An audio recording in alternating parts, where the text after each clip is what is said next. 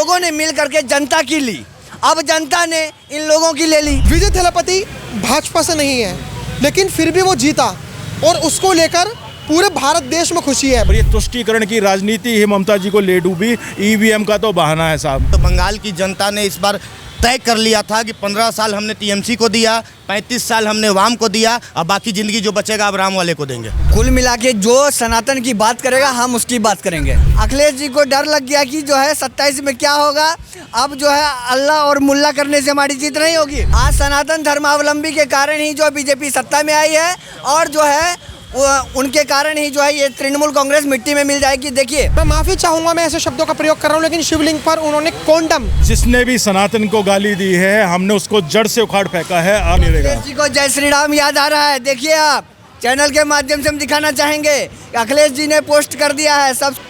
नमस्कार, मैं आकाश कुमार, स्वागत है आपका हमारे चैनल पर। बंगाल चुनाव आपने देखा, हम आज दो चीज़ों के ऊपर बात करेंगे। पहला, जो ममता बनर्जी ने कहा है कि हम इस्तीफा नहीं देंगे, और दूसरा, जो हर किसी की नज़र तमिलनाडु पर अटकी हुई है। और तमिलनाडु पर अटकी हुई है इसका मतलब ये नहीं कि तमिलनाडु में ज़्यादा इंटरेस्ट है, वहाँ के कौन सी पॉलिटिकल पार्टी आई, कौन सी पॉलिटिकल पार्टी गई।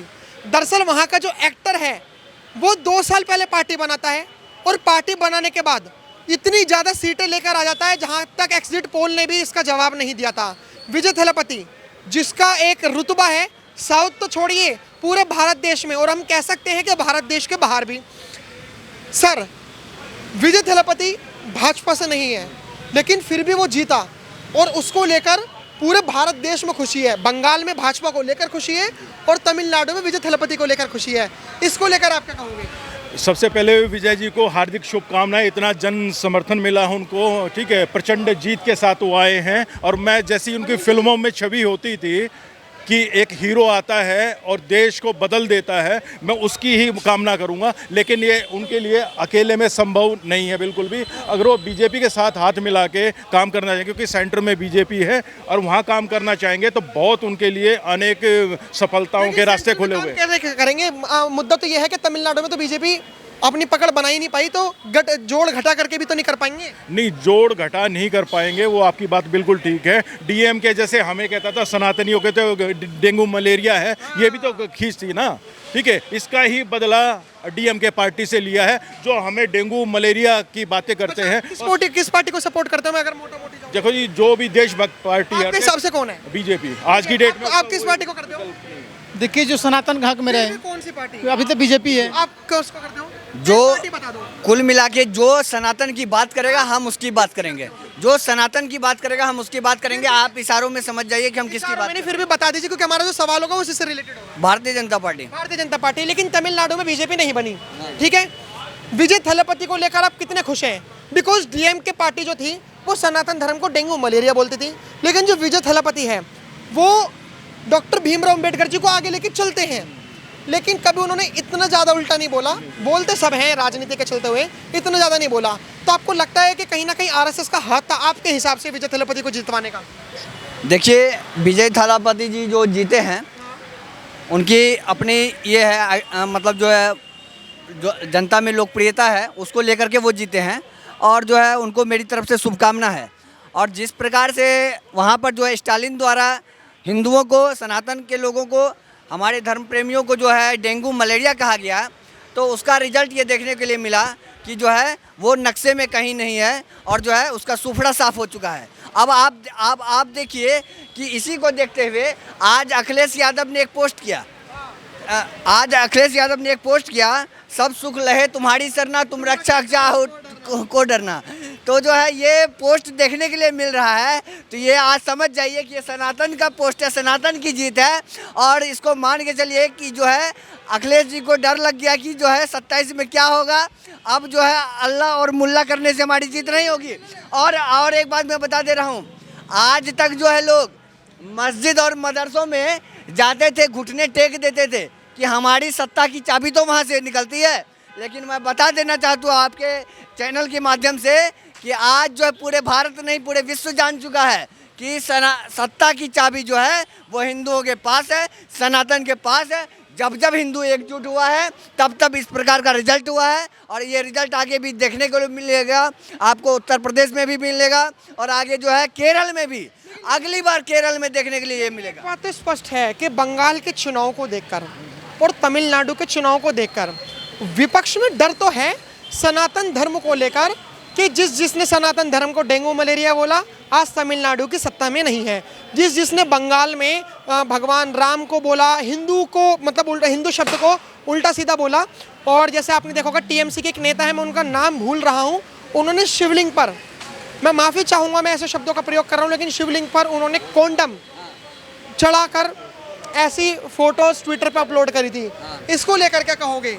देखो सर, सबसे पहले जिसने भी सनातन को गाली दी है हमने उसको जड़ से उखाड़ फेंका है, और आने वाले समय में उसको उभरने भी नहीं देंगे, ठीक है। चाहे उसमें कांग्रेस है, चाहे ममता बनर्जी है, चाहे अखिलेश है। अखिलेश भी कोई धुला हुआ नहीं है सर, ठीक है। अखिलेश ने भी जब काशीराम जी के साथ वो गठबंधन किया था, मिले मुलायम काशीराम हवा में उड़ गए जय श्री राम। जय श्री राम तो आज भी उड़ रहे हैं, तुम तो जमीन पे आगे प्रभु कहाँ जाओगे। और 2027 तुम्हारे लिए इतना कठिन होगा, अखिलेश जी फिर भी विपक्ष में ही बैठेंगे, सत्ता में नहीं आएंगे, क्योंकि योगी जी के सामने जो भी आंधी आएगी सब जमीन पे आ जाएगा, कोई नहीं रहेगा। अखिलेश जी को जय श्री राम याद आ रहा है, देखिए आप चैनल के माध्यम से हम दिखाना चाहेंगे, अखिलेश जी ने पोस्ट कर दिया है, सब सुख लहे तुम्हारी सरना, तुम रक्षक काहू को डरना। यादव जी तो भगवानों को मानते नहीं थे, मंदिर जाते ही नहीं थे। देखिए कल रात से जो है इतना छटपटी है, इतना बेचैनी है, इतनी नींद की गोलियां खाने के बाद भी नींद नहीं आ रही है।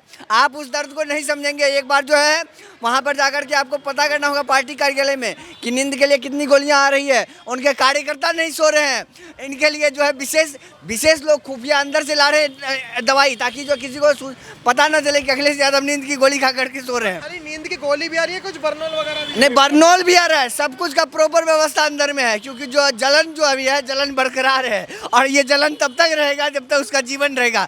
अखिलेश यादव का भी जलन बरकरार रहेगा, तेजस्वी यादव का भी जलन बरकरार रहेगा, और जितने लोग जो हैं सनातन को अपमानित कर रहे थे, सनातन को गाली दे रहे थे, वो सभी लोगों का जलन बरकरार रहेगा और सनातन का जलवा बरकरार रहेगा। ये बात आपको बता दे रहे हैं कि जो है अभी एक पोस्ट देखे हैं राम जी के प्रति, हनुमान जी के प्रति अखिलेश जी का, आगे देखिएगा अब कल से वो मंदिर में घुटने टेकेंगे, और कल से अगर पोस्ट में नहीं दिखे मंदिर में घुटने टेकते हुए तो आप मुझे बताइएगा कि कहाँ गए आपका जो आपने स्टेटमेंट दिया था। आपको हर एक मंदिर में वो अयोध्या में बंगाल चुनाव को लेकर एक चीज तो स्पष्ट हो गई, जब भाजपा आज़ादी के बाद से अब तक नहीं आई थी, ममता बनर्जी जैसी मतलब कम्युनिस्ट पार्टी का तो दबदबा बंगाल में बहुत था, उस दबदबे को खत्म करके ममता बनर्जी आई, और ममता बनर्जी ने कम्युनिस्ट पार्टी को खत्म कर दिया। तो जैसे ममता बनर्जी ने अपनी पास्ट पार्टी को खत्म करा, देखो क्या है कि बंगाल में सबसे पहले कांग्रेस आई, कांग्रेस के बाद कम्युनिस्ट पार्टी आई, जैसी कांग्रेस के बाद कम्युनिस्ट पार्टी आई, कांग्रेस को उन्होंने बंगाल से खत्म कर दिया। फिर कम्युनिस्ट पार्टी के बाद ममता बनर्जी आई, तो ममता बनर्जी के आने के बाद ममता बनर्जी ने कम्युनिस्ट पार्टी को खत्म कर दिया। अब ममता बनर्जी के बाद ये बीजेपी, तो क्या बीजेपी तृणमूल कांग्रेस को भी खत्म करेगी? बीजेपी जो करेगी जन सनातन जो धर्मावलंबी है वो उसको पहले खत्म कर देगी। आज सनातन धर्मावलंबी के कारण ही जो बीजेपी सत्ता में आई है, और जो है उनके कारण ही जो है ये तृणमूल कांग्रेस मिट्टी में मिल जाएगी। देखिए पहले जो सीपीआई वाले थे, उसके बाद ममता दीदी आई, इन लोगों ने मिल करके जनता की ली, अब जनता ने इन लोगों की ले ली, ठीक है, मतलब जो इन पार्टियों की ले ली। तो आप समझिए कि जब जब जनता के साथ में अत्याचार हुआ, अनाचार हुआ, व्यभिचार हुआ है, तो उसका जवाब जो है ईंट का जवाब पत्थर से दिया गया है। जनता जागती है, देर से जागती है, लेकिन अंधेर नहीं है। आप देखिए संदेश खाली के मुद्दे पर जो है ममता दीदी चुप रही, और अन्य पार्टी के लोग एक पोस्ट बहुत वायरल हो रही है, जो आरजीकर मेडिकल कॉलेज में जिस महिला के साथ लड़की के साथ रेप हुआ, उसकी माँ को भाजपा लेकर आई विधायक पे की सीट पर, आज वो विधायक बन गई, उसको लेकर क्या खुशी व्यक्त करना चाहोगे? मैं ये खुशी व्यक्त करना चाहूँगा, जितनी भी बहन बेटियों के साथ अत्याचार हुआ है वहाँ पे, उसके पक्ष में एक माँ की जीत हुई है, एक जनता की जीत हुई है। हर उस बहन बेटी को अब इंसाफ मिलेगा, जो पहले नहीं मिल पा रहा था, जिनको घर से उठवा लिया जा रहा था, वो पीड़ा आम आदमी, दिल्ली में बैठा हुआ आदमी नहीं समझ सकता। जो वहाँ बंगाल में रहता है, जिसको अब घर से जाते ही 10 मिनट लेट नहीं आती उसकी बेटी, उसको होता है मेरी बेटी कहाँ गई, कहाँ रहेगी। तो वो चिंता का माहौल अब ख़त्म होगा। बहन बेटी दिन रात घूम सकती है वहाँ पे और विकास की डगर में आगे आएगी। और ये तुष्टीकरण की राजनीति ही ममता जी को ले डूबी। ईवीएम का तो बहाना है साहब, ठीक है। वो मदरसे से बाहर नहीं निकल पाई, मस्जिद से बाहर निकल पाई और मुल्ला से बाहर निकल पाई और घुसपैठियों से। असली कारण ये है वहाँ पे। और लॉ एंड ऑर्डर तो मेंटेन नहीं कर पाई, बिल्कुल 0/0। हत्याएं, रेप, मतलब तो इतने अपराध बढ़े हैं वहाँ पे, उसके लिए एक शब्द नहीं आया है। अपनी फाइल के लिए हो तुरंत आगे जी, ये बहुत बड़ी बात है ना। किसी बहन बेटी के साथ खड़ी तो होती, वहाँ तो उसके बारे में सोचा जाता कि ममता दी हमारे साथ है। एक महिला सीएम होने के बावजूद महिलाओं का संरक्षण नहीं कर सकती, उनकी हिफाजत नहीं कर सकती। और अब कह रही मैं इस्तीफा नहीं दूंगा। इस्तीफा क्यों नहीं दोगे साहब? वो तो देना पड़ेगा। संविधान में प्रतिक्रिया है, उसके हिसाब से कर लेगा। जबरदस्ती कराना पड़ेगा फिर तो। ममता बनर्जी महिलाओं को संरक्षण क्या दे रही है? महिलाओं का रेप का रेट लगाने पर तय करी है 10 लाख रुपया। आपने अभी एक सवाल पूछा था, तो बंगाल की जनता ने इस बार तय कर लिया था कि 15 साल हमने टीएमसी को दिया, 35 साल हमने वाम को दिया, अब बाकी ज़िंदगी जो बचेगा अब राम वाले को देंगे। समझ गए? अब राम वाले का दिन आ गया है। ऐसी जान लीजिए कि भारत की संस्कृति को, सनातन को जो लेकर चलेगा वही इस भारत की धरती पर राज कर सकता है। आप देखे होंगे मुगल भी पूरे विश्व को जीत कर आया, कहाँ हारा? भारत में हारा, क्योंकि भारत की संस्कृति को नष्ट करना चाहता था, सनातन को नष्ट करना चाहता था। अंग्रेज भी जो आया भारत में हार के गया, क्योंकि संस्कृति को नष्ट करना चाहता था, सनातन को नष्ट करना चाहता था। कांग्रेस आई, देखिए वो भी सनातन को नष्ट करना चाहती थी, संस्कृति को नष्ट करना चाहती थी, कांग्रेस भी गई। लेकिन आज जो संस्कृति और सनातन को लेकर चल रहा है, आज देखिए जनता जो है कहाँ से कहाँ पहुँचा देने का। फिलहाल आप क्या राय रखते हैं कमेंट में जरूर बताइए। देखते हैं हमारा चैनल। धन्यवाद। जय हिंद।